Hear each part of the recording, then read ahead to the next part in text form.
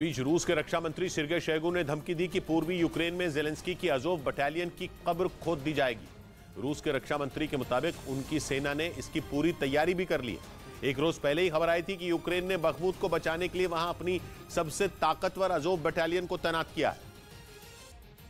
और यूक्रेन की तरफ से इस बटालियन की लड़ाई का एक वीडियो भी जारी किया गया, जिसमें इस टुकड़ी के जवान तोप से ताबड़तोड़ हमले करते दिखाई दिए।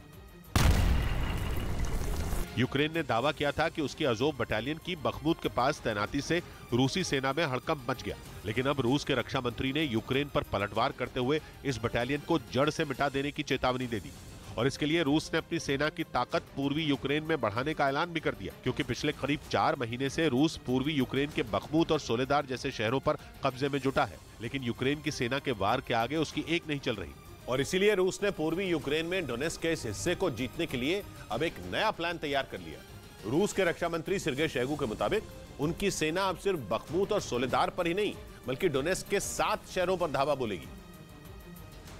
और उनमें एक अहम शहर वोलेदार पर तो रूसी सेना ने भीषण हमला बोल भी दिया। डोनेत्स्क के इस शहर पर भी पुतिन की फौज ने पिछले कुछ दिनों में ताबड़तोड़ मिसाइलें दागी। वोलेदार पर रूसी सेना के हमले देखकर ऐसा लगा मानो वो पूरे शहर को खंडहर में बदल देने पर आमादा है। वहां हो रहे जोरदार हमलों को देखते हुए पूरे शहर को खाली कराया जाने लगा, क्योंकि बखमूत और सोलेदार की तरह पुतिन के जवानों ने वोलेदार पर कंट्रोल करने के लिए भी एड़ी चोटी का जोर लगा दिया है, क्योंकि वोलेदार शहर के करीब से ही वो रेलवे लाइन गुजरती है जो क्राइमिया तक जाती है और इसी शहर में बैठकर यूक्रेन की सेना ने क्राइमिया से पूर्वी यूक्रेन आने वाली रूस की कई सप्लाई ट्रेनों को निशाना बनाया, जिसके बाद पुतिन की नजर इस शहर पर भी पड़ गई। वो समझ गए कि जब तक डोनेत्स्क के कई शहरों पर एक साथ हमला नहीं बोला जाएगा वहां कब्जा आसान नहीं होगा। इसीलिए रूस ने अब प्लान बनाया है कि वो डोनेत्स्क के 7 शहरों को निशाना बनाएगा,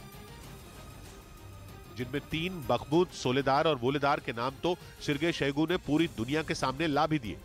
जबकि बाकी के 4 शहरों के नाम वो छिपा गए। इसे भी रूस की एक रणनीति के तौर पर देखा जा रहा है, क्योंकि बखमूत को बचाने के लिए तो ज़ेलेंस्की ने अज़ोव बटालियन को मैदान में उतार दिया, लेकिन अगर दूसरे शहरों पर इसी तरह के भीषण हमले हुए तो उनकी मुसीबत कई गुना बढ़ जाएगी। ऐसे में उनके हाथ से डोनेत्स्क के कई अहम शहरों के निकलने का खतरा बढ़ जाएगा और नए प्लान पर काम कर रहा रूस भी अच्छी तरह जानता है। इसीलिए उसने लगे हाथ पश्चिमी देशों को भी धमका दिया कि पूर्वी यूक्रेन में ज़ेलेंस्की की सेना को उनके आधुनिक और खतरनाक हथियार भी नहीं बचा पाएंगे। इधर एनआईए ने प्रतिबंधित संगठन पीएफआई यानी पॉपुलर फ्रंट ऑफ इंडिया पर बिहार में फिर शिकंजा कसा। वहां मुजफ्फरपुर में पीएफआई से जुड़े होने के 5 आरोपियों पर एफआईआर दर्ज कराई गई,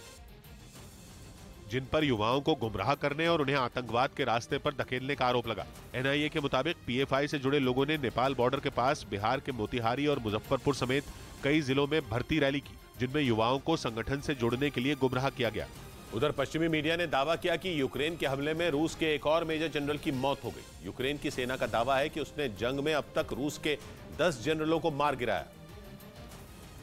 यानी जंग के मैदान में पुतिन को एक के बाद एक झटके लग रहे हैं। पश्चिमी मीडिया के मुताबिक जिस मेजर जनरल को यूक्रेन ने मार गिराया वो रिटायर होने के बाद वापस जंग के मैदान में उतरे थे। बताया जा रहा है कि डॉनबास के कुछ इलाकों में उन्होंने यूक्रेन की सेना को पीछे खदेड़ा था, लेकिन दावा है कि इस बार ज़ेलेंस्की के सैनिकों के जोरदार हमलों से वो खुद को नहीं बचा पाए और उनकी मौत हो गई। पश्चिमी मीडिया के मुताबिक यूक्रेन ने अब तक रूस के कम से कम 10 जनरलों को मारा है। न्यूज़ 18 इंडिया की web series FIR number 208 streaming now.